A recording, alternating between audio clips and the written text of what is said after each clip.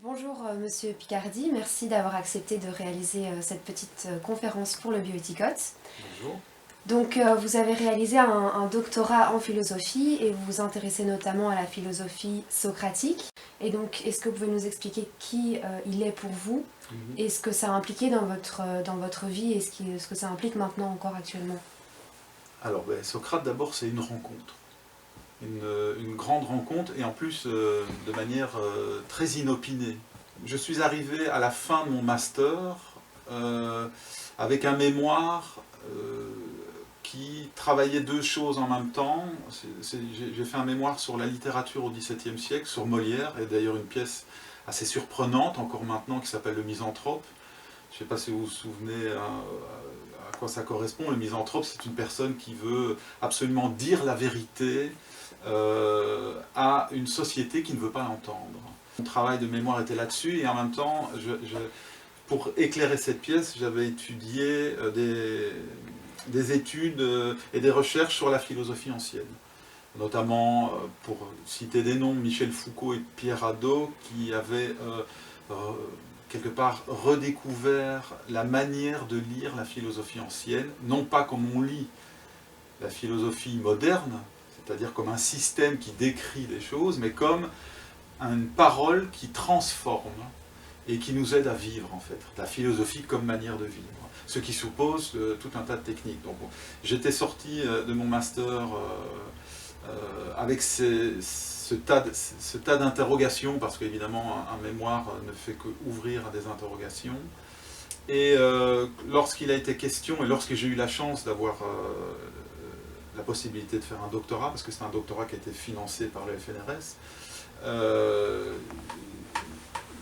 je me suis dit, je veux étudier la morale au XVIIe siècle. Au XVIIe siècle, il y a quelque chose qui change, avec une bonne connaissance des philosophies anciennes. Je n'en connaissais que ce qu'avaient dit finalement Foucault, Pierre Hadot. J'avais lu assez distraitement, mais là je me suis dit, il faut que je lise. Il faut que je passe mon temps à lire. Et donc j'ai commencé, je crois que les 2 premières années de mon doctorat, j'ai lu énormément. J'ai lu Platon des dizaines de fois. Et puis toute la philosophie qui a suivi, on va dire jusqu'au Saint-Augustin. Et alors, c'est là la rencontre avec Socrate.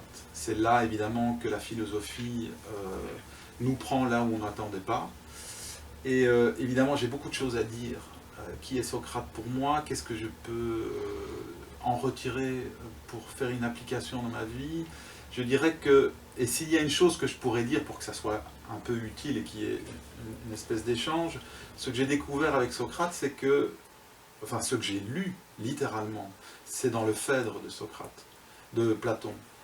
Il dit que toute parole, même la plus insignifiante, toute parole, a fortiori parole politique, discours, conversation, toute parole est une psychagogie. Alors qu'est-ce que ça veut dire une psychagogie?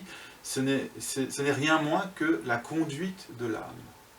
Donc la parole ne sert pas à indiquer une réalité extérieure, comme le ferait la science, mais à transformer l'individu pour qu'il puisse agir. À travers quoi? Ce que les anciens appellent l'âme. Et donc il a fallu que je puisse connaître ce que les anciens décrivaient comme âme. Et c'est assez simple en fait. Hein.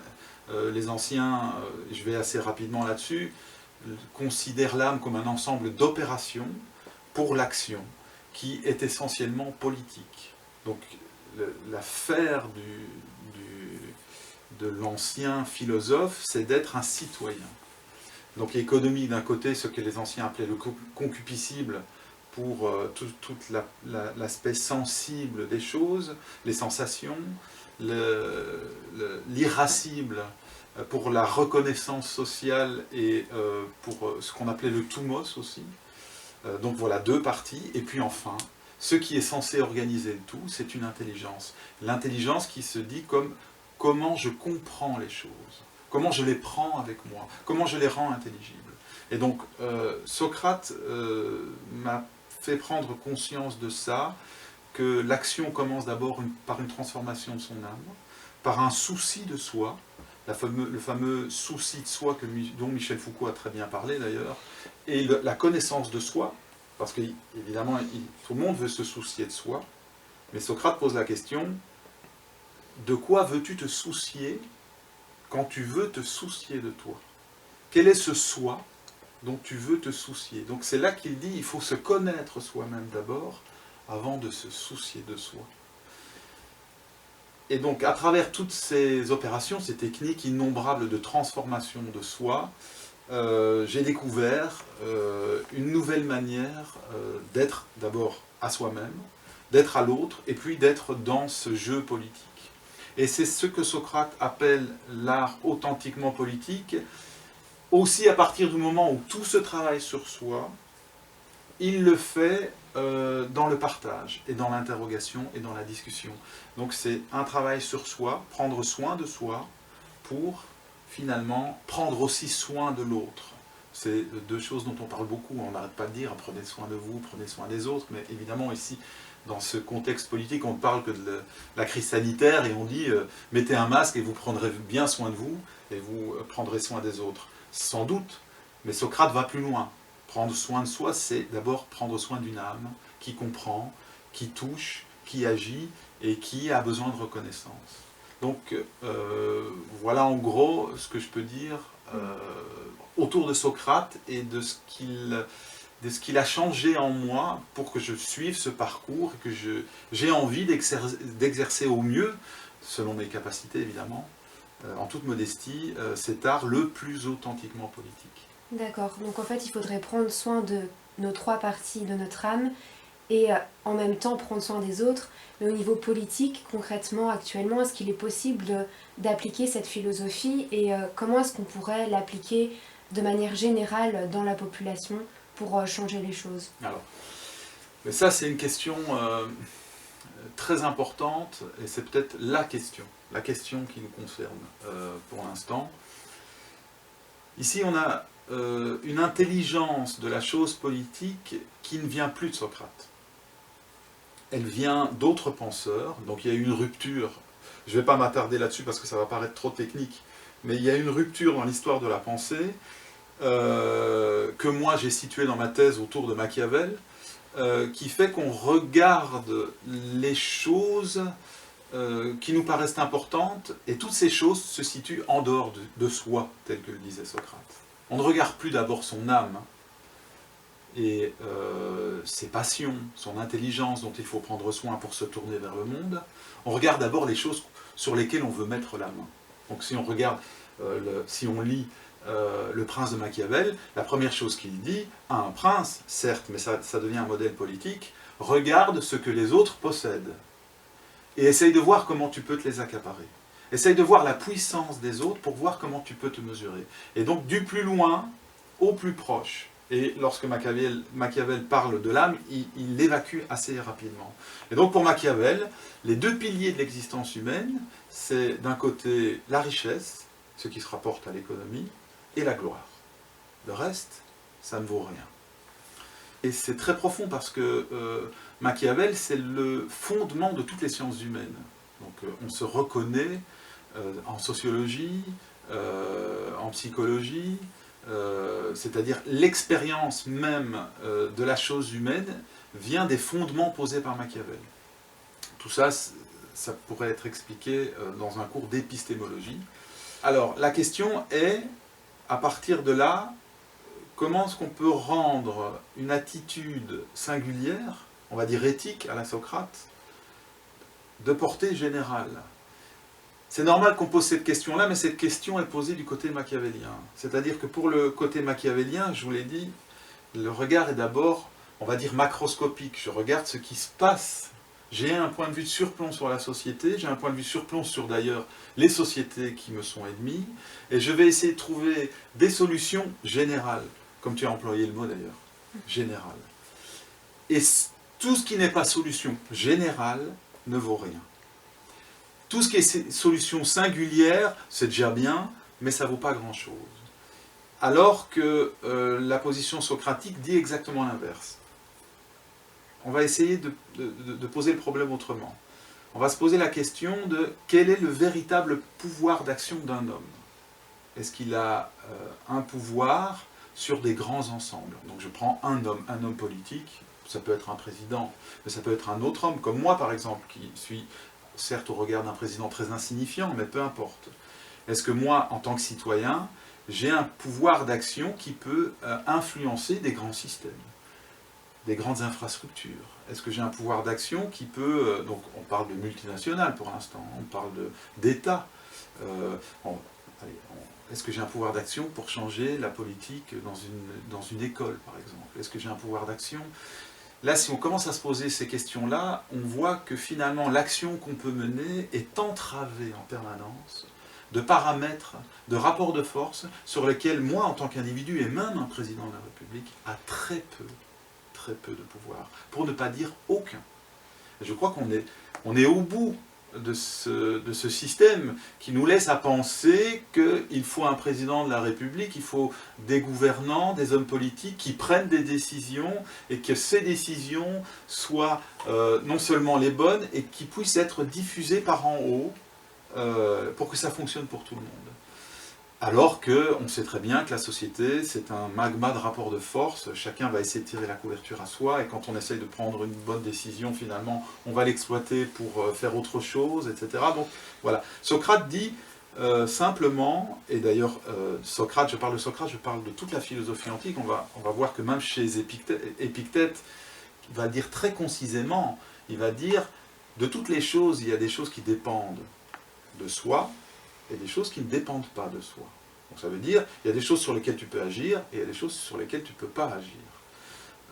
Et si tu crois que tu peux avoir, finalement, tu tiens aux choses auxquelles tu ne dépends pas, que ça ne dépend pas de toi, tu vas être très malheureux.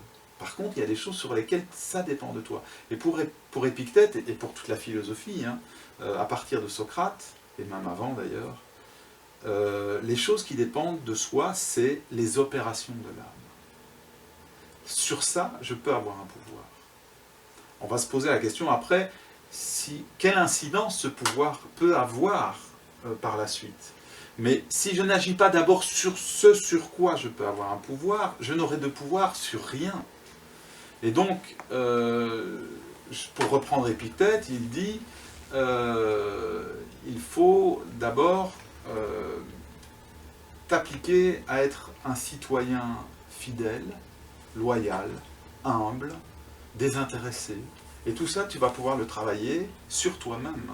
Tu ne vas pas demander à quelqu'un qu'il te rende fidèle, loyal, désintéressé, humble. Et alors, il imagine un dialogue, et alors le citoyen romain lui dit, mais enfin, tu ne vas pas faire des armées, etc. Mais non, ne me demande pas ce que je ne suis pas capable de faire. Par contre, tu auras avec moi un citoyen fidèle, humble, dévoué. Et en plus, je pourrais faire en sorte que d'autres le deviennent aussi. Alors tu préfères quoi? Tu préfères quelqu'un qui t'apporte des richesses mais qui soit impudent, déloyal, faux et intéressé? Ou tu préfères quelqu'un de sûr pour la cité et dévoué pour la cité? Celui qui pratique l'art le plus authentiquement politique. Comment généraliser ça? Ben, c'est par la parole. L'exercice de la parole, un peu comme on le fait ici, mais ça fait un peu discours ex cathedra, hein, mais l'exercice de la parole, c'est d'abord un exercice vis-à-vis de moi, mais aussi vis-à-vis des autres. Exercer l'art le plus authentiquement politique, c'est être à chaque instant ouvert à l'autre pour lui diffuser quelque part les moyens, lui donner les moyens pour qu'il se transforme lui-même, pour qu'il transforme quelqu'un d'autre, etc. D'accord. Donc j'imagine aussi que vous remettez peut-être en question ce qui se passe avec la crise sanitaire, etc.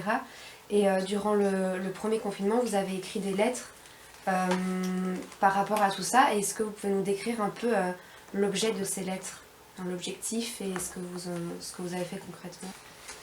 Les lettres que j'ai écrites, je les ai écrites assez tôt, dès que la crise s'est déclenchée, on va dire mi-mars. Je me suis dit qu'il y avait quelque chose qui se passait d'assez grave. C'est une autre crise qui est déjà présente depuis longtemps et qui a éclaté lors de cette crise sanitaire. Cette crise, moi je l'appellerais la crise de la représentation médiatique et politique. On est arrivé à un stade où on ne peut plus faire confiance à personne lorsque quelqu'un prend la parole en public. Et cette situation, c'est une situation extrêmement grave. puisqu'il n'y a plus aucune parole qui unit ou qui est facteur de collectivité. Chacun a droit à la parole dans une espèce de lutte permanente pour savoir qui va parler le plus fort, qui va avoir le plus de force pour asséner son argument, mais on n'accorde plus volontiers d'autorité à quiconque. Et donc moi c'est à partir de ça, parce que, donc je reprends mon fil, hein, toute parole est psychagogie, conduite de l'âme. La parole en elle-même peut me transformer moi en tant que citoyen, dévoué, réfléchi, le plus intelligent possible, en tout cas conscient de sa citoyenneté. Disons que la parole elle-même est, on pourrait dire, est le fondement de la réalité humaine, le foyer de l'expérience politique, et cette parole est complètement disloquée, déchirée. Donc moi, face à cette crise, je me suis dit, qu'est-ce que je peux faire ? Toujours en adepte de la philosophie socratique, c'est-à-dire une philosophie qui ne cherche pas à gagner une position sociale par sa propre parole. Donc il n'était pas question que je publie un livre,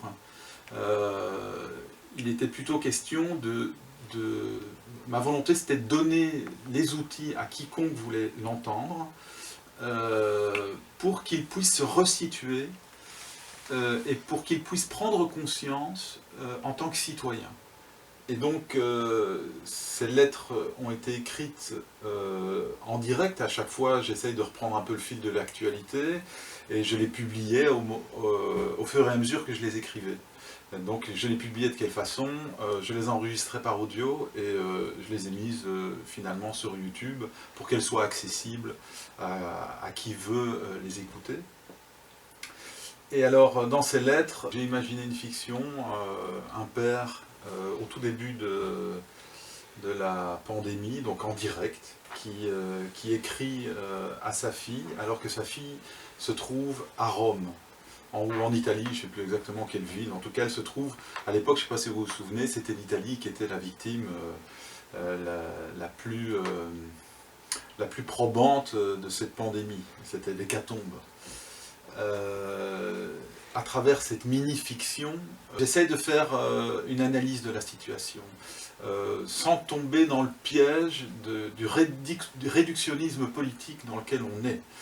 Donc ce réductionnisme politique, c'est il faut d'abord s'occuper de cette affaire sanitaire avant de discuter de toute autre chose. Comme si la résolution de cette affaire sanitaire grave, sans doute au demeurant, cette résolution allait résoudre tous les problèmes. Ou alors c'est ce sans quoi toute chose ne pourrait pas être résolue. Donc ça, il y a une impasse intellectuelle à laquelle je ne veux pas participer, et j'ai voulu prendre un peu de recul, d'autant plus qu'on nous a déjà fait le coup avec quoi? Avec l'économie. Avec l'économie, pendant des siècles, on nous a dit qu'il fallait d'abord pourvoir aux biens matériels, il fallait les produire, les accumuler dans des proportions complètement hallucinantes, hein, parce que maintenant on est dans des proportions de biens et d'accumulation cette accumulation est presque sur le point de nous étouffer, et on peut peut-être même en mourir. Mais donc il y avait une réduction qui nous disait il faut d'abord s'occuper de l'économie et après tous les autres problèmes vont être résolus. Et donc j'ai voulu prendre un peu de recul avec ça et de dire que tout cela participait d'une atrophie de l'intelligence, d'un réductionnisme qui ne nous fait pas voir la réalité politique telle qu'elle est. Et je pense que la vision socratique a ceci de plus ample, qu'elle ne réduit pas l'économie à rien. Au contraire, elle dit qu'il faut en prendre soin de manière intelligente, et non pas dans une consommation débridée de toutes les ressources, mais justement une gestion assez rationnelle des ressources pour faire autre chose que l'économie, c'est-à-dire entamer une relation saine et apaisée avec l'autre, et aussi travailler à sa propre intelligence. Donc j'essaye de faire une analyse que je ne vais pas développer ici, de toute façon elle se trouve dans les lettres, ça serait trop long, parce que l'analyse est nécessaire. On peut pas commencer à résoudre un problème si on n'a pas une analyse pertinente. Donc une grande partie des lettres, en tout cas la moitié des lettres, est consacrée à dire qu'est-ce qui se passe. Qu'est-ce qui s'est passé pour nous? Quel est le problème? Est-ce qu'on n'a pas loupé le coche dans l'analyse de la situation? Et après, je donne ces fameux outils socratiques. Je le donne dès le départ, hein, parce que c'est justement ces outils qui nous permettent de faire cette analyse. Et donc voilà, à propos des lettres, à propos de cette crise, j'ai voulu enregistrer ces lettres assez rapidement, dans la foulée du début de cette crise, aussi comme un témoin. Je voulais voir aussi, donc elles sont enregistrées, elles sont indépendantes de moi maintenant, parce qu'elles sont sur YouTube. Je pourrais les enlever, mais je les laisse. Il y a certainement des choses à modifier, hein. Mais pour l'instant, elles tiennent le coup. Je pense qu'elles pourront tenir le coup encore quelques années, c'est-à-dire qu'elles transcendent un petit peu toutes les analyses politiques qui tournent actuellement et depuis de longues années, hein, sur cette réduction de l'économie, sur le fait que la politique c'est un ensemble de rapports de force, sur le fait que ceux qui décident de la politique ce sont les faits. Donc on est dans une actualité permanente et il faut se battre pour dire qui dit la vérité sur les faits, alors que si je reviens encore à Socrate, la vérité se joue dans un rapport à soi, dans un rapport d'une connaissance de soi à soi, d'un souci de soi, en tenant compte de toutes les dimensions de l'existence, et ne pas réduire à l'économie, ne pas réduire à autre chose, et maintenant à cette crise sanitaire, dont il faut se préoccuper bien sûr, mais pas uniquement. C'est pas en s'occupant que de l'économie et en s'occupant que du sanitaire qu'on va résoudre les problèmes d'injustice. Et ces problèmes d'injustice sont de plus en plus criants. Je pense que c'est plus grave d'être injuste, c'est plus grave d'accepter les injustices, c'est plus grave de participer à des injustices qu'une quelconque pandémie, aussi grave soit-elle en fait. Parce que n'importe quelle situation, l'homme périra davantage s'il vit dans un environnement injuste et si lui-même est injuste qu'à l'occasion d'une pandémie. On a déjà traversé des pandémies, l'humanité s'en est sortie. Si l'humanité globalisée maintenant bascule dans cette fameuse crise fondamentale de la représentation politique, où on ne sait plus à qui se vouer, on ne sait plus qui croire, et dans un rapport de force généralisé, ça sera d'autant plus grave. Et c'est ce qu'on voit un peu apparaître partout, hein, ces espèces de gens insatisfaits qui sortent dans les rues, qui cassent. C'est un peu le paysage politique actuel, et ce paysage a été créé quelque part. Donc voilà, ces lettres sont là pour, j'allais dire, remettre l'église au milieu du village, si je peux dire, et que chacun puisse se resituer dans tout ça, et retrouver en lui-même ses ressources. C'est ce que disait Marc Aurèle, hein, si tu veux savoir quelque chose, Marc Aurèle qui est à la fois un empereur romain et un incroyable philosophe stoïcien, et il disait, si tu veux trouver une vérité, si tu veux savoir quelque chose, creuse au-dedans de toi, creuse toujours et toujours. Donc la vérité peut se trouver dans un rapport à soi, et enfin dans un rapport à l'autre. D'accord. Merci pour votre message, et on ira sûrement consulter vos lettres pour en savoir plus. Est-ce que vous avez justement un dernier message à faire passer aux jeunes pour conclure votre témoignage? Alors d'abord un message de joie, parce que je vous vois ici, et moi ça me remplit de joie, pour deux choses, fidèle encore à Socrate, parce que premièrement c'est assez exaltant de voir que vous vous sentez concerné, à tel point que vous réalisiez des émissions comme celle-ci, ou d'autres que vous avez déjà réalisées, ou des interviews, des conférences, des débats. Donc ça c'est assez jouissif pour quelqu'un qui se soucie de la politique, de l'éthique et de l'art le plus authentiquement politique, hein, comme le disait Socrate, mais aussi pour moi, parce que c'est une occasion, hein, c'est un peu le pari socratique. On ne partage pas quelque chose sans se le partager à soi-même. Donc ce que je suis en train de faire ici, je le fais aussi pour moi. Je me remotive, je réappuie sur les points principaux. Alors d'abord une joie, je voulais l'exprimer. Alors ce que je pourrais dire, c'est de ne pas oublier ce que j'ai essayé de dire pendant cet échange, c'est que toute parole a affaire à soi-même, donc ça vous construit vous-même. Toute parole, même insignifiante, chaque fois qu'on parle, on procède à un ordre, où on le développe, où on l'interroge, où on le confirme. Et cet ordre est dans l'âme. Même des conversations de comptoir, et à plus forte raison des conversations politiques, il y a quelque chose qui se dégage, une force politique. Donc, il faut faire attention, non pas à ce qu'on dit, parce que tout doit être dit, mais tout doit être mis sous examen. Vous avez cet outil formidable en vous qui est l'intelligence. Réfléchissez à ce que vous disiez, réfléchissez à ce que vous entendez, ce que vous avez entendu par exemple aujourd'hui. Pesez toujours le pour et le contre, et finalement vous trouverez votre voie. Alors, la deuxième chose, c'est, souvenez-vous que la vie n'est pas qu'économique, n'est pas que médiatique, n'est pas que, on va dire, reconnaissance sociale. Il y a de ça. Ça fait partie de vos fondements, du fondement humain. C'est-à-dire, on est matière, il faut en prendre soin. Il faut en prendre d'autant plus soin qu'on a besoin de ce corps pour faire des choses plus nobles, comme étant d'abord un citoyen.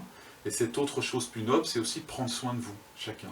Votre intelligence. C'est clair que si, je prends un exemple un peu trivial, mais si on s'empiffre au niveau de la nourriture, on va être lourd. Si on ne fait pas de sport, on sera lourd, par exemple, ou si on ne fait pas d'exercice physique, on sera un peu lourd. Et si on est lourd physiquement, on ne pourra pas s'occuper de son âme. On sera tiré vers le bas. Donc prendre soin de soi, prendre soin de son économie, c'est finalement trouver la juste mesure dans son alimentation, dans son exercice. L'économie, c'est, au sens traditionnel du terme, c'est faire en sorte que ce qu'on reçoit soit supérieur à ce qu'on dépense. C'est tout à fait le contraire de ce qui se passe maintenant. On consomme beaucoup plus que ce qu'on a. Ici, il faut juste, au moins qu'il y ait un équilibre ou recevoir un peu plus que ce qu'on dépense. Si on est là, dans cet équilibre, on pourra faire des choses beaucoup plus nobles.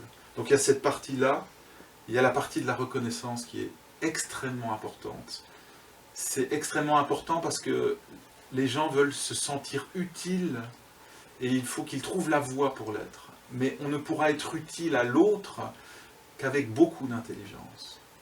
Il y en a beaucoup qui prennent la voie la plus courte, c'est-à-dire avoir des applaudissements, par exemple, et participer à l'effervescence médiatique qui est mise en place. Alors c'est vrai qu'il y a beaucoup de gens qui vous applaudissent, mais est-ce que le discours diffusé est utile ?